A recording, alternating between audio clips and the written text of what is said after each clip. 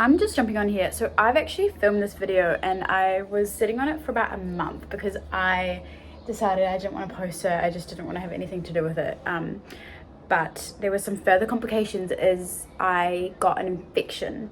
I got an endometritis, which is an infection of the uterus, which meant that I had to go on more antibiotics and had some more complications. And I just wanted to jump on here and say that, like, I wasn't going to share this story because it is really personal to me and I just kind of wanted to start moving on. But it was actually like one of the Flashback Friday videos of Call Her Daddy with Alex Cooper, where she went to an abortion clinic in, I think it was Alabama, where they've now banned all abortions. I would really recommend watching that video if you are curious about that topic, but it really triggered me. I was so livid. I was actually just really angry. I was angry at the fact that these men, these old white motherfucking McDonald's eating, Trump loving men, are deciding whether women should get abortions or not. A few cases which are so tragic. I believe it was one woman in Georgia and she actually died because she, like me, got pregnant when she didn't want to be, and actually, like me, she had the pill and it didn't work and she got an infection. And so that is actually what got to me, because I know what that's like, because I've been in that scenario. Granted, maybe it's slightly different, but it's kind of the same. So that actually like got me so livid, and so that is why I'm making this video. If you are in the States, if you have an American citizenship, if you can vote, can you please fucking vote for your reproductive rights? Don't let another woman die. This woman died because the doctors were too scared to help her, because they thought, and they probably would, have gone to jail for manslaughter because she had had an abortion. Like, I just can't express to you how upset that made me, because this woman, you know, she was young, she was studying, she had decided that she could not have this kid, she already had a kid, and she died because of the consequences of these laws. I have been in a scenario quite similar, and I was very grateful to receive all the support that I did and all of the care that I did at my public, free, funded hospital. Okay, and I do not take that for granted, and it makes me feel really angry that other people don't have access to that because they were born in Alabama or Georgia or South Carolina, and other people are deciding that for them and actually taking away their right to have a healthy and safe life. Okay, where if they're at risk at something, they can actually just go to their doctor and tell them what happened and get the help that they need, instead of having to drive to a different state to access the care that they need. Okay, I think you get the point. And if you can vote, like, please just like, don't let this happen to another woman. This is actually like the crux of it. Like, enough women have already suffered. Do not let other women suffer at the hands of other men, okay? Okay? Thank you. And 3, 2, 1. Hello.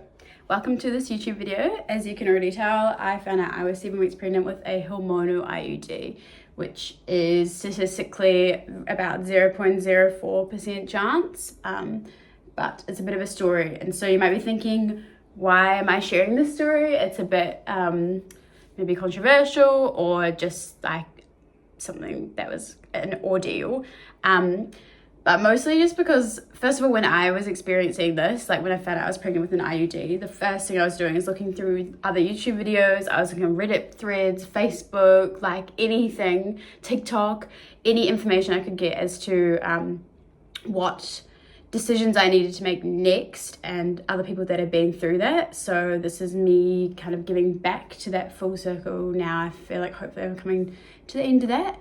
And second, oh my god, it's been like such a yarn. It's such a ordeal that we've been through, and so I might as well provide some entertainment for that, and just kind of close that chapter for us as well.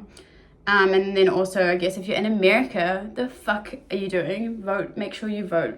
Thinking about this story in mind, maybe, because I can't even imagine if this happened to us in America, in a state where we couldn't get access to adequate healthcare, and we had to deal with all of this on top of like going to a different country or state because we couldn't get the healthcare that we needed. That'd be fucked up. Okay, cool. Okay, let's start off then. About 6 weeks ago, so my boyfriend and I went to Bali, which was super exciting. That was the end of a work trip for him. It was awesome. It was an amazing time. We had so much fun. We were definitely partying a lot, and so we were also doing a lot, of course, during the day.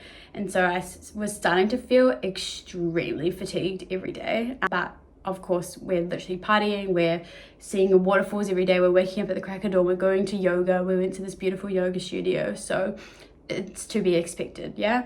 But then I came home and I was still feeling like pretty unwell, and I keep this journal. This is Rupi Kaur's 2024 journal, and so it's kind of cool to look back on and reflect about what was happening at each stage of my life. And like, for example, this August one was like feeling super sluggish and slow, and then I was kind of talking about maybe I need to eat better foods, or like I was just feeling out of it, feeling a bit flat and tired, like running felt hard, like capital letters. This is over the course of like a week, maybe since we got back, but again, I put it down to all of those kind of circumstances. But I could tell something was really off. I was feeling quite sick. I went for a walk with my boyfriend and I was like vomiting, and he was like getting frustrated because I was going so slowly. And then I was vomiting on the Monday. So then on the Tuesday, I went to my GP and I just kind of explained all these symptoms I was having. I was vomiting, I wasn't feeling well. Maybe it was iron, maybe it was food or gut microbiome. And so we did all these blood tests, and she threw pregnancy on there. I even said like, oh, I can just do one here.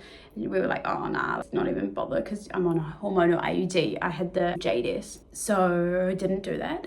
And then found out that night, because I was still feeling really sick, and frankly I just wanted like a good night's sleep.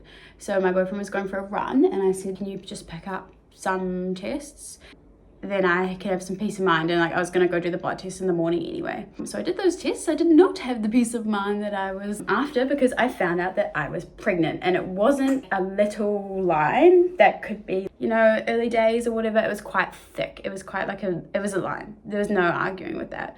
So I wasn't really scared, but I was a bit in shock, and then also didn't know if it was ectopic. So I was really a bit nervous about that, and also about just how that can happen. So the JDS is kind of like a smaller version of the Mirena. It has slightly less hormone, but obviously it's still statistically significant. It made it through all the drug trials, and it is still a viable hormonal contraception option.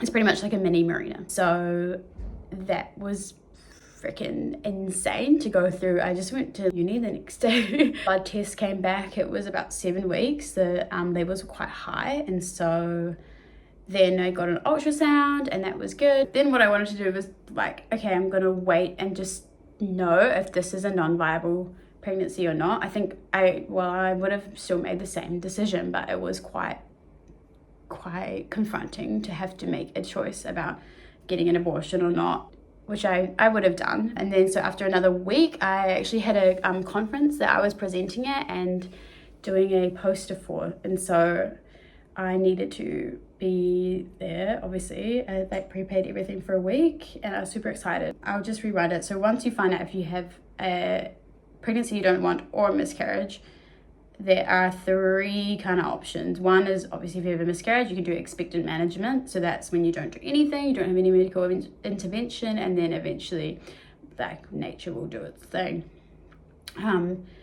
Which can be good, because then obviously you have no intervention, but it can also be a bit unpredictable and uncertain as to when and where it can happen. You do have the medical miscarriage treatment, so that is taking some of these pills called Misoprostol. They were horrific for me.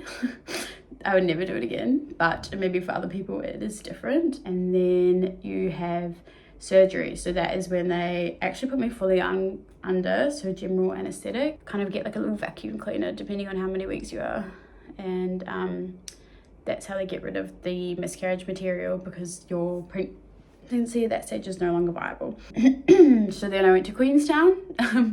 I actually, by that stage, the blood test had come back and my levels had dropped from about 72,000 to about 38,000. So that was definitely a miscarriage for me.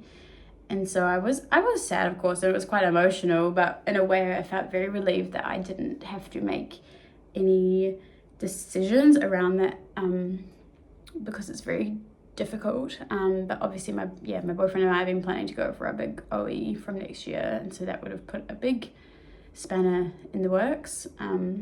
But it was hard. It was really, really tough. Like, not so much physically, but definitely just mentally and emotionally, and just trying to hold it together. But I went to Queenstown. That was actually amazing. I was very grateful to be able to go, even with everything going on, because I was a bit nervous that I wouldn't be able to do it. And then I did my presenting, and that was good. I was really just proud of myself that I managed to shut off everything and focus on writing a presentation and presenting it and doing a poster. So then I came back from Queenstown. I still hadn't had any changes in my body, and so then I opted for surgery because I had read some horror stories on Reddit about Misoprostol, which I can confirm was terrible. So for the surgery, what you do is you obviously just go in, you get all the paperwork done, and then you're just asleep only for about 20 minutes. And you wake up and they're giving you painkillers. I really actually had as pleasant of an experience as that experience could be. They were really lovely and kind and let me ask all the questions that I had and answered everything and took the time, and I felt really supported through that event. So that was fine. Obviously, I kind of underestimated the hormonal drop. So physically I felt fine, so I was still walking around doing things, and then the next day I really felt the crash. So that was quite mentally and emotionally tough. And I wasn't really anticipating that. I mean, obviously I should have, but I wasn't thinking about that. I was like, oh, I'm fine, I can go back to work. And I wasn't, but that was okay. So I got through that, and then it was about just under 2 weeks since the surgery this week. I was actually doing fine. I was going back to the gym. I wasn't lifting too heavy yet, but you know, I was still walking around. I was going to uni, going to work, and then I came home on Monday and I started bleeding like literally an insane amount. Like I really thought I was gonna hemorrhage and die. Maybe not die, but like I really, you know, something was definitely not as expected, because they tell you if they don't expect lots of bleeding after 2 days, and this has been almost 2 weeks. So then we rushed to the ED, emergency department in Grafton. Thankfully, the nurse was such a legend, because she had seen that I was already kind of not fully discharged with gynecology, because it had been less than 2 weeks since that surgery. So they whisked me upstairs, thank God, they got me a bed, and then it was now about 8 p.m. and they took some bloods. They thankfully deduced that I wasn't hemorrhaging or bleeding out an insane amount. But they were still not quite sure as to what was going on. So it kept me overnight, and they started pumping me with antibiotics just on they worry about infection, especially if there's tissue that has been there for a prolonged period of time. So then I was in hospital overnight, and then the next day we're waiting for an ultrasound. We were in a hospital for about a day, 24 hours. And then the ultrasound came back that they didn't get everything in the pregnancy in the surgery. They didn't get all the pregnancy tissue, unfortunately. So that was pretty shit. But it happens, it's blind, and you know, you can't fault the healthcare professionals. They're doing their best, yeah. So then we had two options. I had two options. It was surgery again, emergency surgery. And by this stage it was about 3 p.m. and they had told me nil by mouth, so no eating all day. And I'm not gonna lie, I had a little nibble, I had some toast. I was like, they were giving me the lunches anyway, so I was like, well. Or the Misoprostol, which is the pills that kind of cause quite significant contractions. So of course I didn't want the surgery. What the hell, I've already had it once. What do you mean it didn't work? Yeah, let's go with the pills. So then I, you know, left the hospital, got to be at home. I knew kind of what to anticipate. This is why I mean, like, I'm thankful for all the Reddit threads and all of the YouTube videos and everything that I was watching, and this is why I want to give back to that those groups because I felt a lot more prepared for what was going to happen, and I had come across some women that didn't feel prepared at all from what their doctor had told you, which most of the time they tell you, oh, it's just like a heavy period. No, it was vomiting, it was nausea, it was like crying, it was a lot. It was honestly the worst pain I've ever been in my whole life. And I know that sounds dramatic, but there's a woman I talked to in person and a few people online that have said that it was worse than childbirth without an epidural. Obviously, if you're having a kid, there's probably a bunch of other hormones involved and a baby, so it might be different, but still, it's not to be dismissed as just like a heavy experience. And so I did that on Wednesday and it was awful, and the worst part is I don't even know if it worked 100%. We have to do more blood tests to see if the pregnancy tissue has dropped and gone.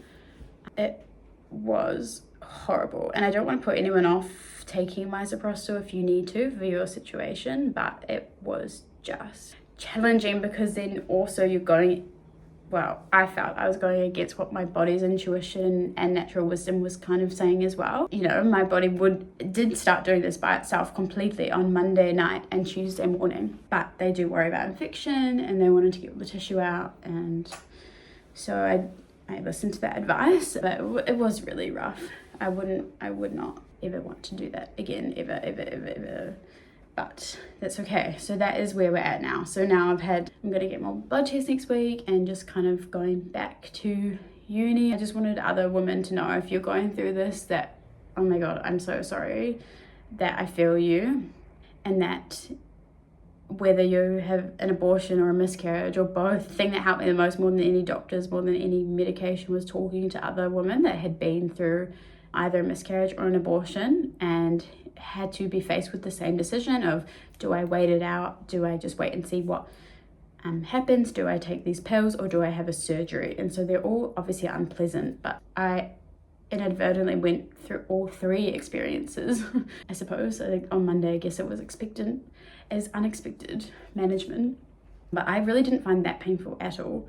And then the surgery, of course, it was painful, but you're asleep and, you know, you're very much sedated and everyone's taking care of you and it's very fast. And so that to me wasn't so traumatic, but definitely the Misoprostol for me was extremely traumatic. Again, everyone's different, everybody's are different. And so maybe for you, it wouldn't be as difficult as a journey. So now I'm just really hoping that it worked. I guess the blood test will let me know. Really, I've just been grateful to be part of this life, like this dance of life, like to be able to have children and to be able to conceive. I wanted to finish off this video by saying, if you have gone through this, that there are other women out there that have too, and I would recommend for you to reach out to those people, talk to someone you care about, and get some really grounded advice. I just wanted to make this resource for other people if you're having to be in this unfortunate situation of choosing between these three options, or having to choose. If you are choosing an abortion, you're choosing which one to go with. It's really not easy, and I would give yourself just so much more grace. Even me, if I could do it again, I probably would take some more time just to process it all. Journaling, I had some good walks with a friend and talking it out, but really just not assuming I'm physically fine, I can walk, then I'm gonna get back straight into everything, because it's really quite a journey and it's really personal and it doesn't look linear for anyone. That's all the summary. Thank you for watching this. If you've watched it all the way to the end, hopefully you never have to go through this experience, but if you are faced with these options, hopefully this provides you with some more context and reassurance that you're not alone and that you got this, and that any decision you make will be the right decision. And sometimes things happen, but maybe that is the point and the purpose, and it is up to you how much you're going to grow through this experience. So yeah, thank you, bye.